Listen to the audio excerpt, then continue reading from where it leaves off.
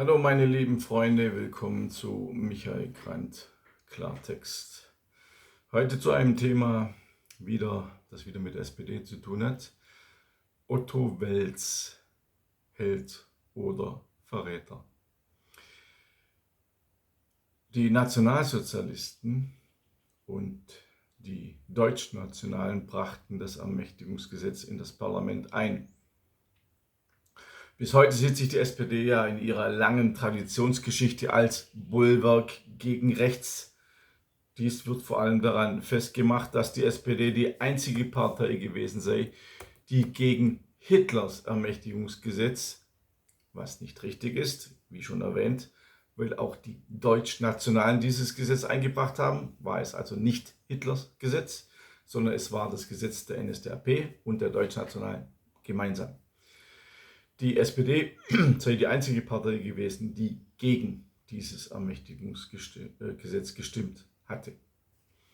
Unser Geschichtsprofessor Guido Knopp schreibt natürlich politisch korrekt, ich zitiere: Das mutige Nein der Reichstagsfraktion zum Ermächtigungsgesetz bleibt stets ein Ruhmesblatt der deutschen Sozialdemokratie. Zitat Ende. Legende oder Wirklichkeit? Nun, wohl die meisten glauben dieser populistischen Aussage, obwohl sie die Rede des SPD-Abgeordneten Otto Wels, also dem Vorsitzenden der SPD, obwohl sie die Rede wahrscheinlich gar nicht kennen, weil sonst würden sie das nicht sagen. Kurzum, es war eine schwache Rede und für mich alles andere als eine Heldenrede.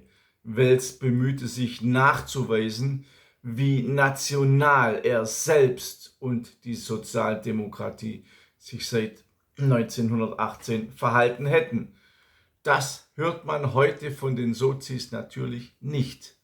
Zwar protestierte Wels gegen die Verfolgung seiner SPD-Parteifreunde, aber das fruchtete nicht, da die sozialdemokratischen Machthaber vor allem in Preußen in der Vergangenheit mit den Nationalsozialisten auch nicht gerade zart umgegangen waren. Wels begann mit dem Versuch, Gemeinsamkeiten von SPD und NSDAP in der Außenpolitik anzusprechen, etwa bei der außenpolitischen Forderung deutscher Gleichberechtigung oder der Unwahrheit von der Schuld Deutschlands am Ausbruch des Weltkrieges. Die SPD-Führung kolportierte dies ebenfalls als Kriegsschuldlegende. Auch hier möchte ich mal in die Rede von Otto Wels hineinhören. Ich zitiere. Wels sagte, Zitat: Ich darf mir wohl die persönliche Bemerkung gestatten, dass ich als erster Deutscher vor einem internationalen Forum auf der Berner Konferenz am 3. Februar des Jahres 1919 die Unwahrheit von der Schuld Deutschlands am Ausbruch des Weltkrieges entgegengetreten bin. Der Herr Reichskanzler, gemeint war Adolf Hitler, hat auch vorgestern in Potsdam einen Satz gesprochen, den wir, also die SPD, unterschreiben.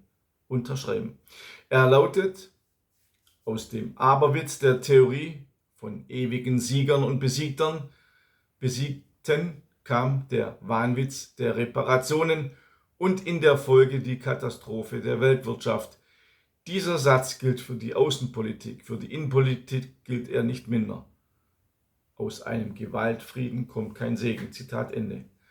Verschwiegen wird also der große SPD-Held Otto Wels, biederte sich den Nationalsozialisten an und übernahm sogar teilweise deren Diktion. Er stimmte Hitler in der Außenpolitik zu und betrachtete den Versailler Vertrag ebenfalls als Gewaltfrieden. Hans-Georg Graf Lambsdorff resümiert, ich zitiere: In der Tat war dies nicht der Aufschrei gegen die unmittelbar bevorstehende Sanktionierung des Unrechts, den man in dieser Stunde von den Sozialdemokraten hätte erwarten dürfen. Dennoch, Otto Wels wird bis heute als der sozialdemokratische Held gefeiert, der sich gegen Hitler auflehnte. Nicht publiziert wird die Reaktion des SPD-Helden nach der Verabschiedung des Ermächtigungsgesetzes Wels, der eben noch dem Regime eine Abfuhr erteilt hatte, fuhr im Interesse des gleichen Regimes ins Ausland, um sozialistische Bruderparteien und deren Medien zur Mäßigung ihrer Negativpropaganda in Deutschland zu bewegen. Ja, ihr hört richtig. Der sozialdemokratische Held und andere SPD-Spitzenfunktionäre reisten in andere Länder, um dort aufklärend zu wirken, wie Hermann Göring das nannte. Der SPD-Funktionär Friedrich Stampfer besuchte Prag und Wien und Paul Herz Kopenhagen, und zwar, so der Historiker Heinz Höhne, sogar mit Sonderpässen, die ihnen Göring besorgt hatte. Der Verrat von Otto Wels ging aber noch weiter.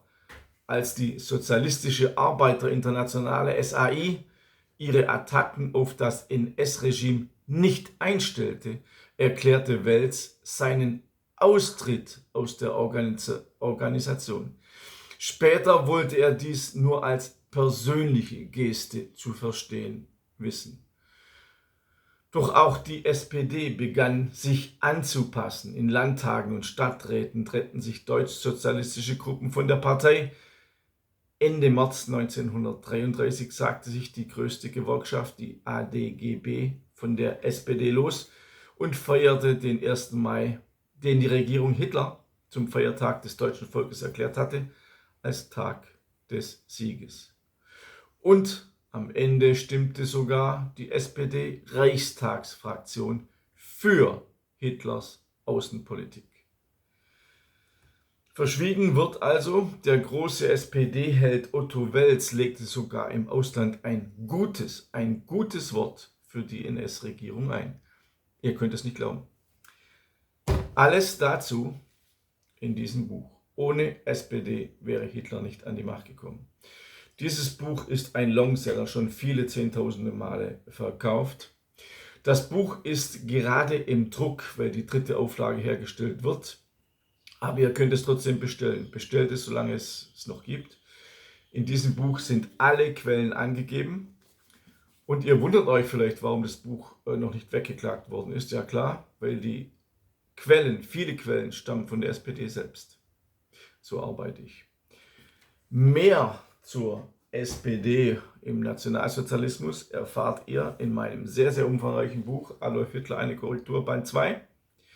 Hier geht es um die Machtübergabe, um die SPD, aber auch um den Röhm-Putsch und die Errichtung der ersten Konzentrationslager. Ihr werdet in diesem Buch Dinge lesen, die ihr noch nie gehört habt. Noch nie. Ich garantiere es euch.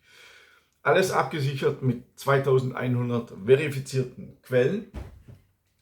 Und mein ganz neues Buch, Deutschland muss vernichtet werden, schlägt ebenfalls hohe Wellen. Es sind bisher 3 Auflagen gedruckt, weitere Auflagen sind in Vorbereitung. In diesem Buch erläutere ich alle Massenmorde an uns Deutschen, hauptsächlich Zivilisten, Frauen, Kinder und ältere Menschen. Also von der Hungerblockade, also vom Verhungern bis zur Vertreibung, von den Bombenterror der Alliierten bis zu den KZs für Deutsche, von den deutschen Kriegsgefangenen, die man einfach sterben ließ und so weiter und so fort. Alles in diesem Buch dokumentiert, und zwar bis zur heutigen Zeit. Denn nach der Grenzöffnung 2015 ging ja die Zersetzung des deutschen Volkes weiter. Und die anhaltende Kriminalität bezeugt ja auch, dass diese Einwanderung nicht nur Gutes hat. Alle Statistiken, alle Quellen und so weiter sind in diesem Buch.